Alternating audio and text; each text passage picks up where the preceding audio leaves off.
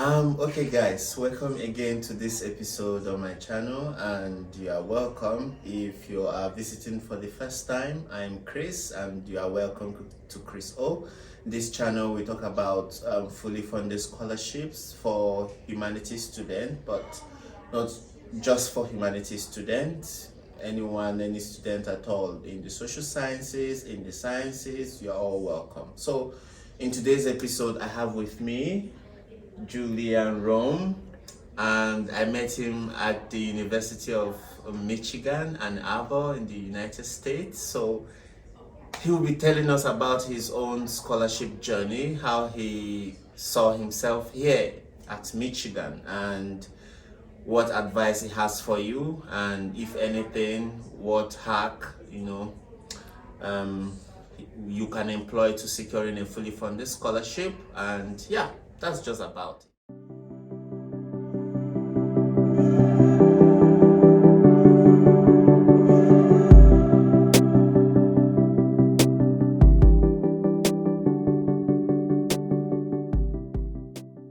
So thanks so much for having me. Okay. Yeah, this is great. So I'm a PhD student here at the University of Michigan in the philosophy department. Okay. This is my third year. Okay. So what should I just kind of talk about? Okay, so what has it been like doing a PhD in philosophy at Michigan, at the University of Michigan? What is it like? What opportunities are there? I understand that according to the philosophy government, the philosophy department here is highly rated, and so what is it like? Yeah, it's really nice. One part of being at such a fancy, highly rated school is that they just have a lot of resources. Okay. So there's a lot of faculty. There's a lot of other graduate students. Okay. And so it can be a little intimidating at first to kind of find your place in the big community. But one thing that's nice about it is that because there are so many people, you're pretty much guaranteed to find at least somebody who shares your interests. Okay. The university being so big has also been really cool. There's an Institute for the Humanities that runs a lot of events and things like that are really interdisciplinary. Okay. So that's been a really nice way to kind of meet people outside of philosophy that might be interested in the sorts of things that you're working on. So that's been another thing that's been really nice. Okay, so thank you very much for sharing that. So what do you think? What are your funding like? What are your funding options like? Yeah. How much does it cover, and with respect to cost of living? Yeah. Wait, in fact, just tell our viewers that if you pay anything at all for your grad school, are you paying anything? Yeah, no, I'm not paying anything. So, So it's really good. Okay. So Ann Arbor is a high cost of living city, for a college town. I'm from a much lower cost of living city, so it was really jarring to me when I got here. However, the grad students here who are from California are oh, it's so cheap here, So I think it's all kind of what your expectations are. The funding is good, so every graduate student in philosophy has the same basic funding package. So there's nobody makes more per year than anybody else, kind of on a basic level. Of course, there are kind of supplemental awards and things that kind of, but it's basically kind of equal there. It covers rent and food and things like that. Okay. So you don't have to get any kind of extra jobs. Yeah. So for my African viewers, he's saying that the department gave him full funding, which covers his tuition, right? And then his living expenses, paying rent, and then buying food, and cost of transportation as well, moving from one place on campus or in the city in general. So everything is covered for and paid by the university. So do you have any other? I heard the other grad student saying something like you got another scholarship or something. Yeah. So what's it like? Yeah, so something that when I started going to college as an undergraduate, I was really I had to apply to scholarships every single year to cover my tuition as an undergraduate. So this is something I've been paying attention to for a long time. So there were I have two basic other fellowships in addition to this one. Okay. So one is the Phi Kappa Phi scholarship. Okay. So basically, there's like a bunch of different honor societies that when you're an undergraduate student, you might get nominated for, or you might be able to join, and they have scholarships. So these are scholarships for like anyone in any field of graduate study. So like you apply for them, and you're competing against people in biology or social sciences, law school even. And so I just got like a one-time award that helped cover the cost of moving, actually. Okay. So that was nice, and so that helped me kind of get here, Yeah. And then when I got into Michigan, I got the basic funding package, and then I got what's called a Rackham Merit Fellowship. Okay. So there's the philosophy department that gives that gives all the philosophy students funding, and then the Rackham Graduate School has additional awards. Okay. And everyone's automatically considered for some of them, and then others you have to submit an extra statement. Okay. So of course I did that. Yeah. And the Rackham Merit Fellowship is for people from like diverse backgrounds and or people who have done like kind of communities, like work for the community and like service work like that. Okay. Yeah. Yeah. Thank you very much. So, so what Julian here is saying that he has some scholarships that helped him to move here, and then from the graduate school here, so he got other kinds of funding. And I did hear him say something like these awards were given as a result of his community services. Yeah. So you see, guys, I keep saying community services are indispensable if you want to win any scholarship. Volunteering and all those kind of stuff, they are imperative. Do have such experience, do give back to your community, and do contribute, do something for your community, because at the end these are high payoffs, things you can stand to benefit from. And here is a testimony from Julian Rome and his experiences of securing one of these scholarships based on his contribution to his community. So yeah, thank you, Julian, for sharing that. Yeah. Okay, so Julian, what did you do to eventually win all these awards, all these scholarships and fellowships? What are those things, practical steps you took? You've mentioned one of them, community service. And apart from that, what essays did you write? What exams did you write? What are those things you did to eventually bag these awards? Yeah, so kind of the first thing to do for this, I think for anybody, is to actually look up like what schools you might want to apply to. So I sort of made the list, right, of like schools I was interested, but also places I was interested in living. So for example, for the University of Michigan, right, I knew I wanted to study philosophy, so I went to the philosophy department website. I went to the kind of page with information about the application process.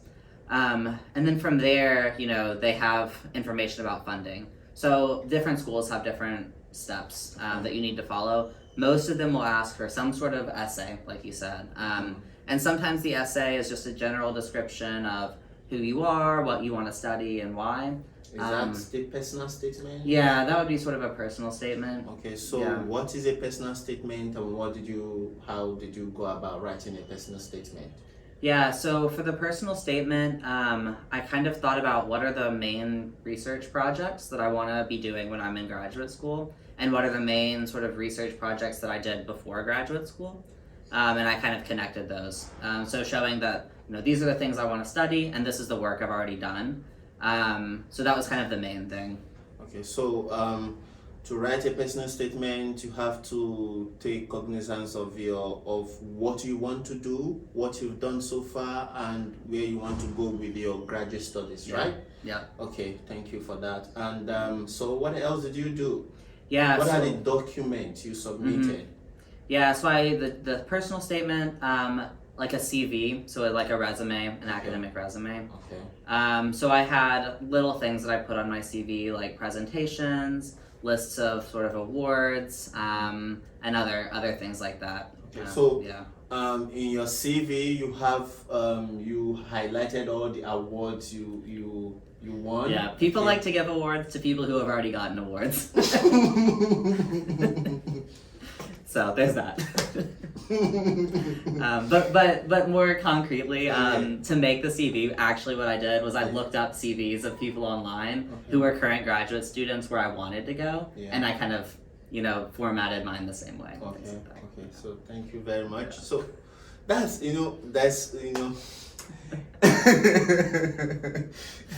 people like to award those who already have some awards, one award or the other. I totally agree. It's a testament that this is a hardworking student. Yeah. So that is why I encourage my viewers that anything you can do to stand you out, you should do. Yep. That for those of you still in undergraduate school, go for competitions, all these debates, public speaking, things like that. Yeah. They expose you to a lot of things, and they also somehow contribute to how they contribute to your standing out. If we have so many applicants, what makes you stand out from the rest of the applicants. So okay, that's cool. Yeah. So is there any other thing you submitted? Yeah, some of the applications for different awards require a specific statement about that award. Okay. So there might be some sort of fellowship that's named after someone, right? And they want to hear about how you have certain values, right?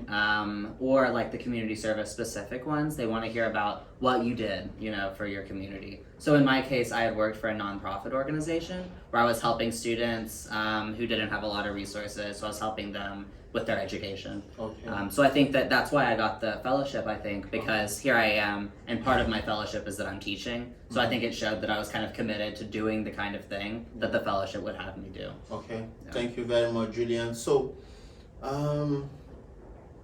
CV, personal statement, what about writing sample? Yeah, so the writing sample is really important for the graduate applications Especially themselves. for philosophy. Yeah, especially for philosophy. I think other humanities program or social science program, they do also ask for personal statement for writing sample. I just think that, right? Yeah, I think that's right. So is there any tips you can give for writing sample? Yeah, I mean, I guess like 3 main things I could think of. The first would just be like read a lot of kind of contemporary essays in your area. So I wrote a writing sample that was about ancient philosophy. So I read a lot of contemporary papers that were about ancient philosophy, both because I wanted to kind of cite them as like sources in my essay, but also because it kind of helped me get the structure. Another thing was that I sent it to a lot of like professors and asked them to help me with it. And the other was that I sent it to a lot of like fellow students who also kind of helped me with it. I had other friends who were applying, so we kind of traded writing samples and gave each other comments. Yeah. So would you mind sharing your writing sample with us? Yeah, I'd be happy to send it to you. Okay. Yeah, sure. So he'll be sharing his writing sample with us, so that will give you an idea of what a writing sample is. Yeah, okay. So is there anything that we are missing? So like, what are those things like in general? Are there some tips? Are there something like your an advice from you to my viewers who are looking for scholarships? Some of them have been trying over and over again. So are there some things you would like to tell them? Yeah, I mean, one thing is just that I think there are often more scholarships than we are really aware of. So at the University of Michigan, I'm a current student here, and even though I already have funding, something I can do is I can apply for other scholarships. So not just for philosophy, but for the humanities or the graduate school. Another thing is that even outside of a specific school, there are other scholarships that you could apply for. Like different organizations online. I mean, a lot of times what you have to do is just kind of like do a really broad Google search of fellowship opportunities for philosophy or some other discipline. And sometimes there will be like lists online, you know. Yeah. It takes a lot of time actually. Yeah. So like Julian said, there are lots of scholarships. You should just look and you are going to find them. And thankfully this channel is dedicated to, airing some of this, unearthing some of these seemingly hidden scholarships. So before I end this this interview, Julian also had, you weren't only admitted to Michigan, right? Yeah. So Julian is one of those students who had so many options, and then he decided to choose Michigan. So I'm going to ask him what made him, amongst the various schools he was admitted to, what was that one thing that made him to choose Michigan? Maybe start by telling us how many other schools did you have funding to attend, and why did you choose Michigan? Yeah, so I was choosing between 6 schools, which was kind of, now listen, I applied to 24. so it was proportionate, I think. Okay. Okay. Yeah. So A few of them I kind of immediately knew I wouldn't take because the funding offers were really low, or they didn't give me enough years of funding. Okay. And so those were big things. There was one that was a really great fit, but I found out the professor that I wanted to work with was retiring. Okay. So that was another reason. So that kind of made the number a little bit lower. Ultimately, I think the main reason I chose Michigan was because it has the department has all these resources. So even outside of the philosophy department, there was going to be a lot of extra stuff that I could do that I knew would help me when I tried to apply to jobs after. Yeah. So thank you very much, Julian. I'm so happy to have you on this channel, and I'm grateful that you made out and you created the time to speak to me, to speak to all of us, and we are so grateful. Thank you very much. Yeah. Thank you so much for having me. So in my local dialect, we say Dalu Imela. So I'm telling him Dalu Imela. Thank you. You've done so much. Well, thank you. Okay. Yeah. Thank you. All right. So guys, this is it for this episode. So in the next episode, I'm going to be interviewing another graduate student in the United States of America, but he is an international student like me. Julian. Julian is an American, so he has an experience that is peculiar to him as an American. But in the next episode, I'm going to interview an international student from China who has a separate, a different experience. But I would like to also let you know that some of these scholarships that Julian did mention, his funding, especially at the University of Michigan as a PhD in philosophy student, is not only limited to local students, to American students. Any international student can get this award. So in my next episode, I'll be talking to a student from China who is doing his master's in the United States on a fully funded scholarship, and he will tell you his own experience. So thank you, and see you in the next episode. Bye bye.